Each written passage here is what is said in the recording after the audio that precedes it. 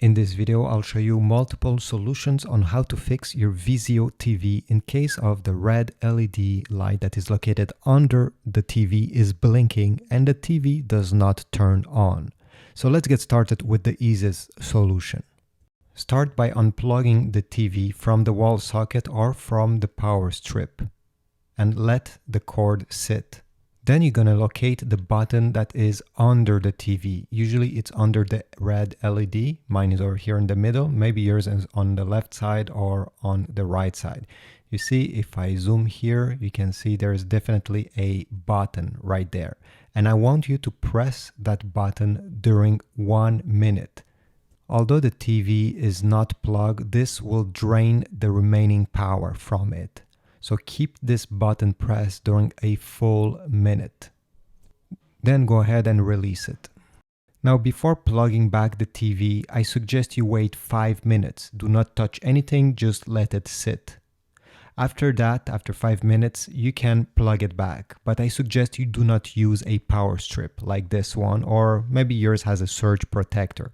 Try plugging the TV directly into the wall socket instead. Sometimes those power strips can be the issue. So this is why we're doing this. We just eliminate one of the possible cause of your red light flashing. And now it's time to turn on your TV. Turn it on using the power button located under the TV. Do not use the remote control.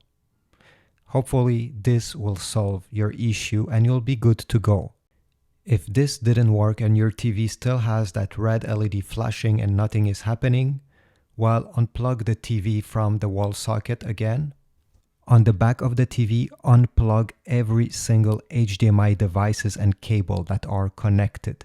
Here I have a Chromecast, but maybe you have a Roku TV, an Apple TV, PlayStation, whatever. Just unplug everything.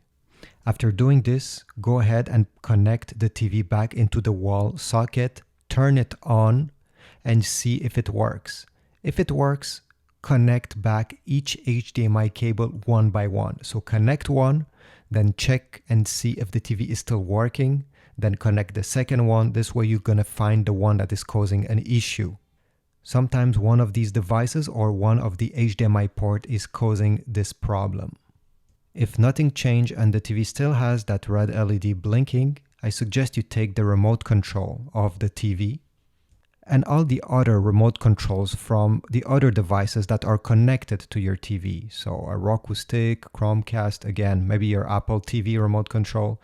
Take those remotes, remove the batteries, and then press this power button during 30 seconds.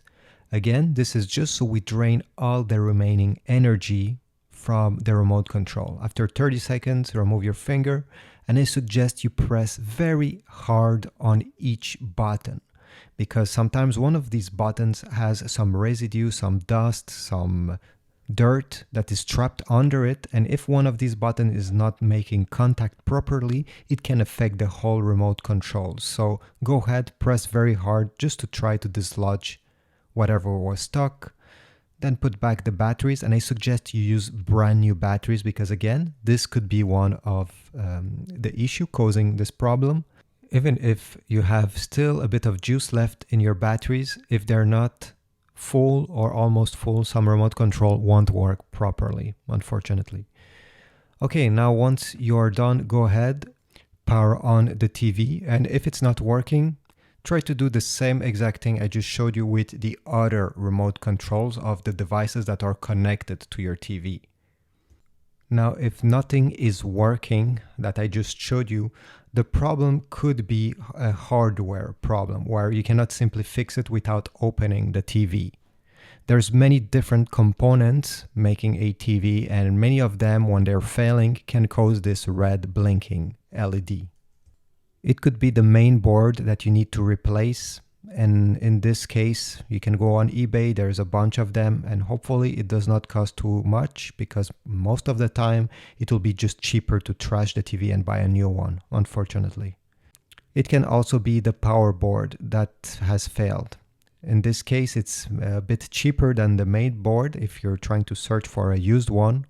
But since we're not sure what is causing the problem, it's a trial and error, and you can end up spending money on something that you don't necessarily need. So I highly suggest you find a technician or somebody who knows how to fix these stuff if you intend to invest some money into repairs. If one of these solutions fixed your issue, or if you have another one, please leave a comment down below. I'm sure it will be very useful for many other people watching this video. If not, simply like and subscribe, and I'll see you in the next one.